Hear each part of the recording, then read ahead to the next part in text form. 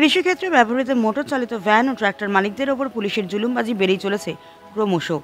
ফলে একদিকে যেমন রীতিমতো সমস্যায় পড়েছেন ওই সমস্ত গাড়ি ব্যবসায়ী ও গাড়ি চালকরা, অন্যদিকে তেমনই ব্যাপকভাবে ক্ষতিগ্রস্ত হচ্ছেন জেলার গোপালকরা। অথচ এই বিষয়ে বারবার জেলা প্রশাসনের দ্বারস্থ হয়েও সমস্যার কোনো সমাধান মেলেনি শেষ পর্যন্ত।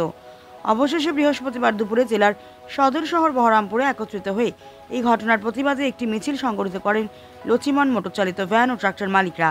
মিছিল শেষে একটি প্রতিবাদ সভার আয়োজন করা হয় আন্দোলনকারীদের পক্ষ থেকে। এই সভায় উপস্থিত ছিলেন প্রাক্তন প্রদেশ কংগ্রেস সভাপতি তথা বহরমপুরের প্রাক্তন কংগ্রেস সাংসদ অধীর রঞ্জন চৌধুরী। মূলত তার নেতৃত্বে এদিন সভা শেষে নিজেদের দাবি দাওয়া সম্বলিত একটি স্মারকলিপি জমা দেন তারা জেলা আরটিও দপ্তরে। পাশাপাশি অবিলম্বে তাদের দাবি না মানা হলে আগামীতে আরও বৃহত্তর আন্দোলনের হুঁশিয়ারি দেন তারা।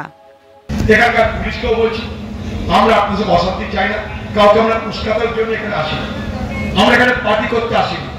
আত্মীয়কেও বলছি, পার্টি করতে আসেনি, মানবিকতার খাতিরে এসেছি, পেশার কারণে এসেছি। তাদের পেশা বেকারত্বের দারিদ্র থেকে তারা নিজেদেরকে বার করে আনতে চাইছে, আপনারা জোর করে তাদেরকে বেকারত্বের মধ্যে আবার ঠেলে দিচ্ছেন।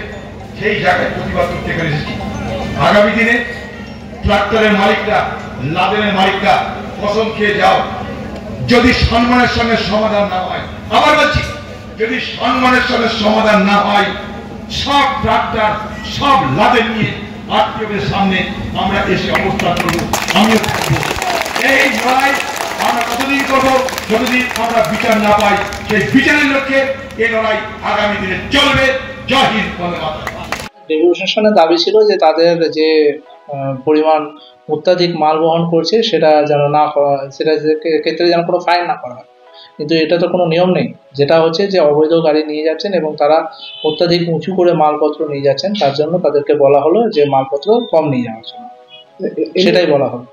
আর কি কি আলোচনা হলো? তারা এটাই আলোচনা করলেন যে তারা প্রতিশ্রুতি দিলেন যে তারা মাল বহন কম করবেন, অর্থাৎ যে অত্যাধিক পরিমাণ তারা বহন করছেন সেটা তারা আমাদের এখানে প্রতিশ্রুতি দিয়ে গেলেন যে তারা মালটা কম করে নিয়ে যাবেন, যাতে রাস্তার এবং মানুষজনের কোনো ক্ষয়ক্ষতি না হয়।